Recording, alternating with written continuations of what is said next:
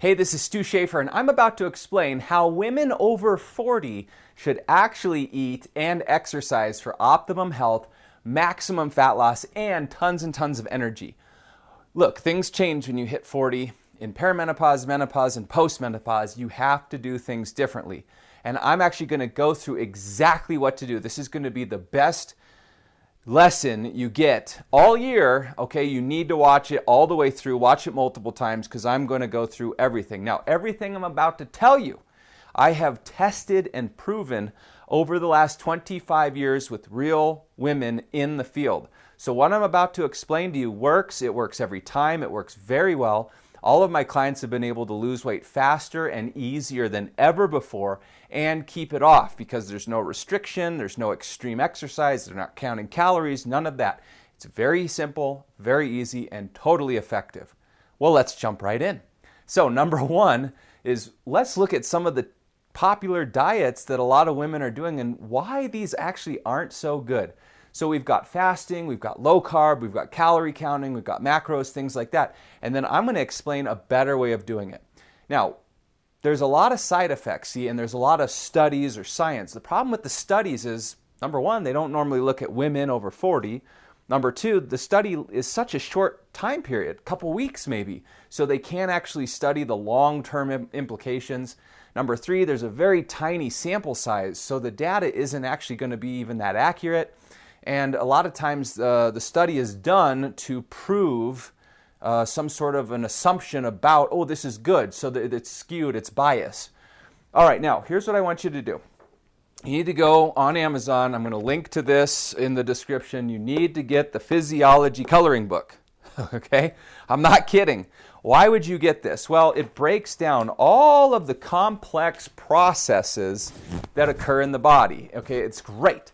There's tons of these things. If you look at the table of contents, you've got things about respiration, the nervous system, you've got endocrine and hormone regulation, kidneys, digestion, everything you would want. These processes are in here. There's an explanation about how it works, and then there's an image, a picture of what's going on. And if you want, you can color it, and it's got little letters and numbers, so it's kind of like paint by number. So you can actually visualize what's happening in the body. Why is this important? Okay, what happens with fasting is initially you get a bump in cortisol, and that initial bump in cortisol triggers certain hormones and enzymes to be released that burn fat. That's the initial response. This is why everyone thinks fasting is so good and the studies show such positivity, because initially it can burn fat. Here's the problem. Very quickly, if you're fasting too much, too often, if your body's too stressed all the time, and this is why it's different for women over 40, because your hormones are different. How you handle stress is different. Well, pretty quick what happens is it causes the opposite effect. Instead of burning fat, your body starts storing fat and it ends up burning muscle. And this is a problem, and this is why so much confusion exists, because initially it seems very good, but very quickly it backfires and it actually wrecks your body. And then what happens is your metabolism slows down, you start gaining the weight back, and then when you try to lose it again, it's much harder. And a lot of times you'll burn off muscle as well. So you don't want to do the fasting. What about low carb? Very similar. Very similar. Okay, when you don't eat enough carbs as a woman, it can cause your progesterone to go down. This can make your sleep worse. That can zap your energy. Then this can throw other hormones out of whack. And so it's kind of this domino effect or this cascade where initially you'll lose some weight and it feels really good, and that's why it's so confusing. But then all of a sudden the long-term effects are so negative that it actually hurts your body. Then when you gain the weight back down the road, it's almost impossible to lose it again. You've actually wrecked your body. Now, what about low calorie? Well, the problem with low calorie is actually that the body tends to adapt to this. And so what happens is you'll lower the calories, you'll lose some weight. If you do it wrong, oftentimes you'll lose some muscle as well. But then your body kind of recalibrates. It slows down a bit. Well, then you have to cut more calories to lose more weight. And you have to cut, and you have to cut, and you have to cut. And over time, what ends up happening is your body simply kind of down-regulates its own metabolism to the point where you barely eat at all.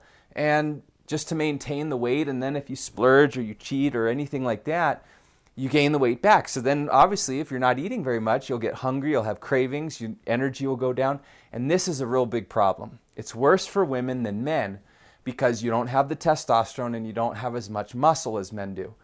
In general, I know there's always exceptions, but this is a big problem as well. The best way to do this for weight loss is actually doing what I teach, or what I use is called the thermogenic way.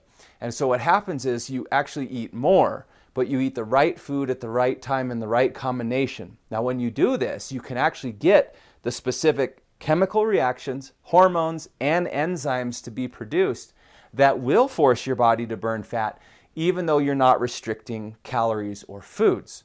This is a better way to do it because you never get any of the side effects, but you get all of the benefits, which is the fat loss, the energy, hormone regulation, and you feel wonderful. Your body is more healthy, vibrant. It's great for anti-aging. This is the way you want to do it. Now, I'll splash up a lesson here about the combination of foods. There's a link in the description about the timing and other things too. You can watch those or listen to those lessons as well because they're amazing and you want to check these out. But that's the difference.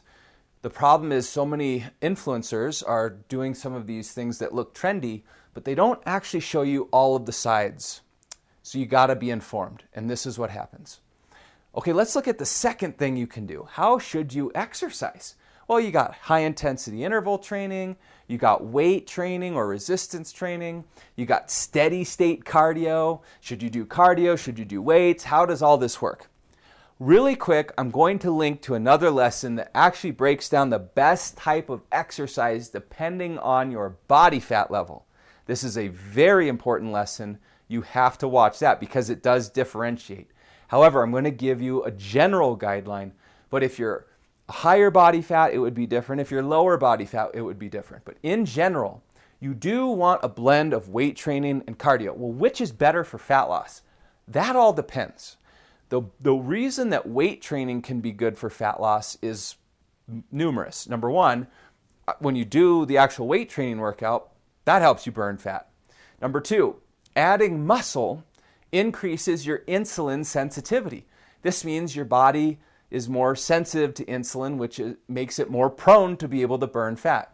Number three, you have to repair and regrow muscle and recover from the workout. That burns fat, okay?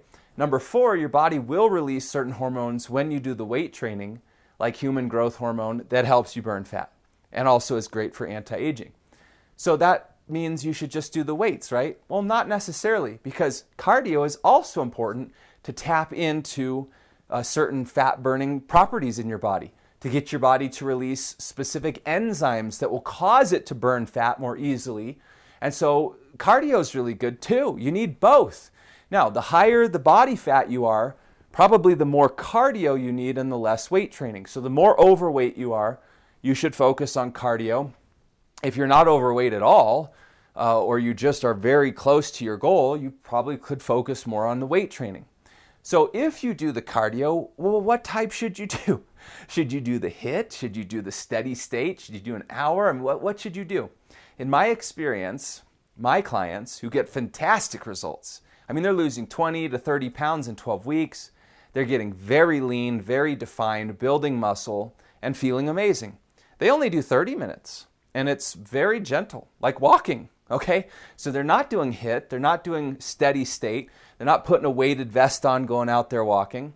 They're doing very gentle cardio just for 30 minutes, no big deal, a few times per week. And then the other exercise they're doing is the resistance training. And that might be 2 times a week or 3 times a week. Now, some women will say they do it 4 or 5 times a week, and some women can get away with that. But the majority of women, if you weight train 4 or 5 times per week, that might be too stressful for your body. Weight training is technically a form of high intensity interval training. Your heart rate goes up and down and up and down, and it's pretty darn intense. Plus the body then has to recover. And so a lot of women overdo the weight training, and this actually will short circuit your results. Produces too much cortisol, your body can't recover quickly enough, so you're always lagging behind, and cause you to get injured. And if you do overstress the body, you won't digest very well, you won't sleep as well, The high cortisol can often prevent fat burning and cause you to burn muscle and store fat instead. So you have to be very careful. There is always a sweet spot, and the exercise has to match with the food. So if you're not eating very much, you can't do much exercise. If you're eating a lot, you can do more exercise. And this is always the balance. So in my opinion, you do want weight training, you do want cardio. I don't recommend the HIIT, and it's got to be the nice sweet spot, nice blend for where you're at in terms of your weight and body fat percent. Let's look at number 3. We've got proteins, carbs, and fats. Okay, so how do all those work together? Because some people are saying, well, just eat a ton of protein, and then the rest of your food doesn't matter if it's carbs or fat, as long as you get a calorie deficit.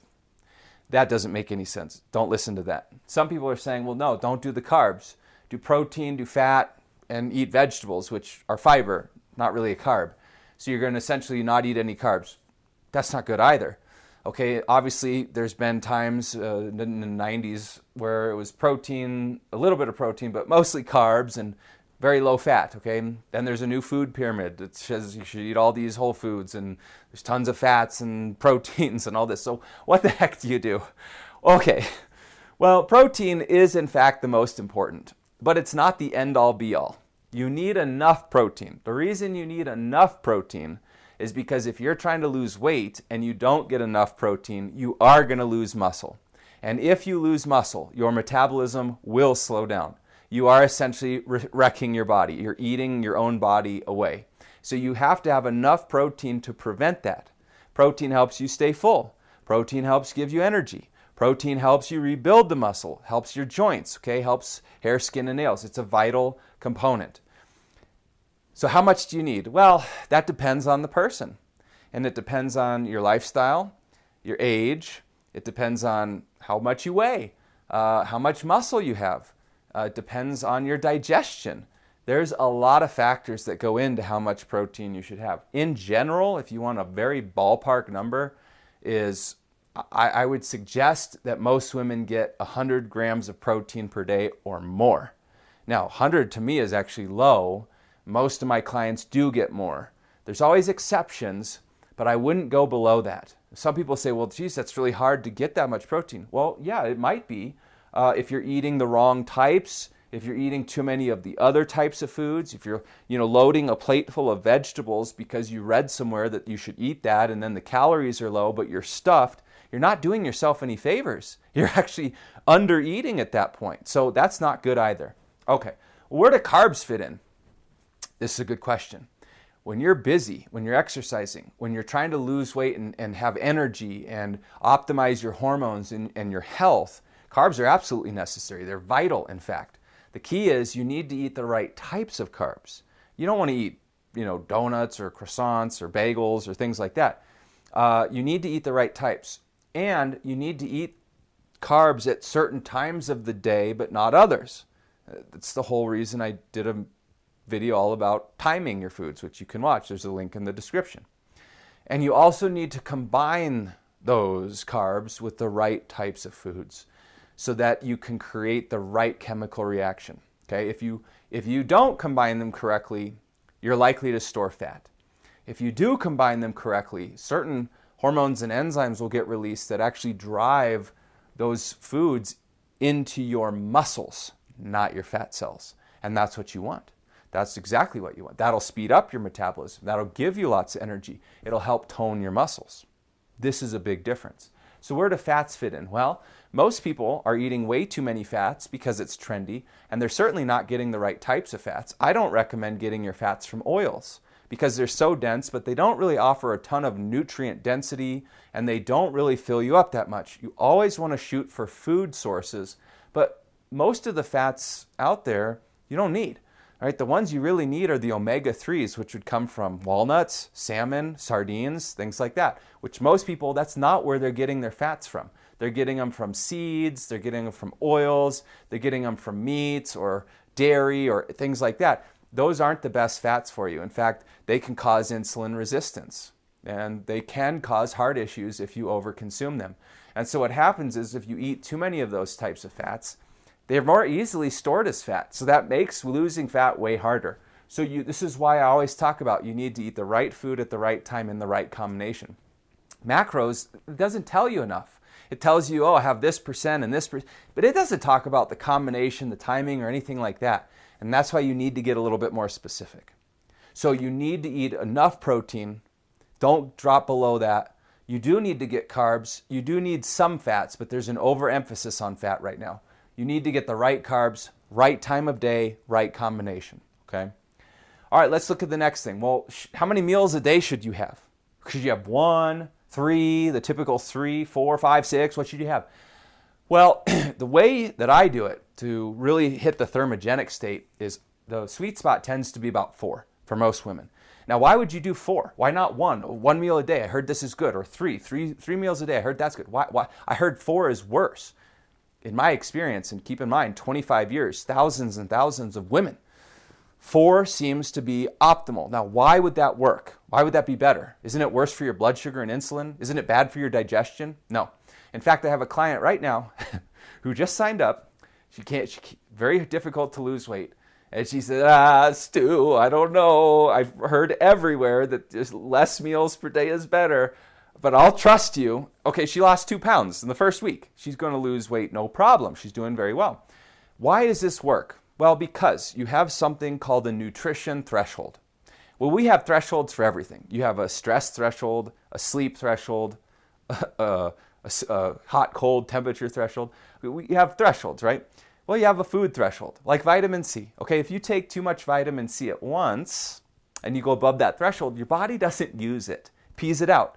Okay, well, with food, if you eat too much protein at once, or too many carbs at once, or too much fat at once, or all of it, your body will digest all of it. Okay, you're going to absorb whatever you can. And anything above your threshold, you will store it as fat for later. We don't want that. We don't want to ever store fat. Okay, because then you have to take the fat back out. So this makes the process way harder. However, if you never eat too much of anything and you never go above that threshold, whatever you eat, the body uses it. You never store any body fat, which allows you to then burn off the body fat you're trying to burn off much more easily without having to restrict or fast or count calories or anything like that. So breaking your meals up to smaller portions, but having a few more per day, always, and I mean always, with all my clients, always produces better results. 4 tends to be the sweet spot. It's not too many, and it's enough that the meals can be not too big, and that's a good sweet spot. Some of my clients do 5, 4 or 5 can work, but 4 it tends to be the sweet spot for most people. All right, now let's look at number 5. Okay, so this is calories, macros, or back to what we call the food quadrant. So a lot of people, they reduce food and dieting to calories. Well, they did for a long time. They still do. That's just utterly silly because your body is so complex that if all you're thinking is calories in, calories out, you're missing so much. You are missing so much. You're missing the endocrine response. You're missing hormone response. You're missing hormones and enzymes and blood sugar and all sorts of different things that matter. Okay, these all matter. So if you're just counting calories, well, sure, you could eat a certain amount of calories, but be nutrient deficient. And then your body is all out of whack and it won't lose weight, or it eats away at your muscle, or it slows down its own metabolism. All of these things are common, which is why people will cut calories and cut and cut and cut. You don't want to do it like that. What about macros? This is kind of the evolution that came about a few years back, and everyone was like, oh, just get the macros, Well, okay, so it says you should have this much protein per day, and this many carbs per day, and this many fats per day to get to a certain number of calories. The problem with that is it doesn't tell you when, how to combine them. So you might have a meal that's super carb heavy and very little protein or fat, and you cause this massive blood sugar and insulin spike. Then you have the next meal that's higher in fat and still has some carbs but low in protein, and because your insulin is spiked, all that fat that you eat goes right into the fat cells, and your body's all over the place. So it's like, well, that doesn't work either. What you need is something called the food quadrant. This is what I teach. There's a whole lesson on it you can look at, but the food quadrant talks about the 4 parts of nutrition. Yes, there's what you eat, okay? That would be like the macros, but then there's also how much you eat, okay? Technically, I guess that would be like calories, but then that's only 50%. The other is, okay, well, when are you eating certain foods through the day? Well, there's certain times of day you should eat certain types of foods and not others, and there's other times of days where you want certain foods and not others. And then there's the combination of foods at each meal. Right, so you have to go in depth on this. You have to understand all the components. If you're only using 1/4 or half, well, no wonder you're not getting results. You can't do it like that. All right. So look, we've just gone over the gold mine here. This is it. Okay. Now check out the lessons I linked up. I'm gonna splash up 2 videos right now that you're absolutely gonna want to watch. Go watch these videos. They're gonna give you more clarity. There's a couple links in the description, one for a fat loss quiz, the other for a fat loss masterclass. Click the links, go there now, and there's other links to great video lessons in the description. Check those out. Watch these 2 videos right now. I will see you over there, and I hope this was helpful. All right, take care.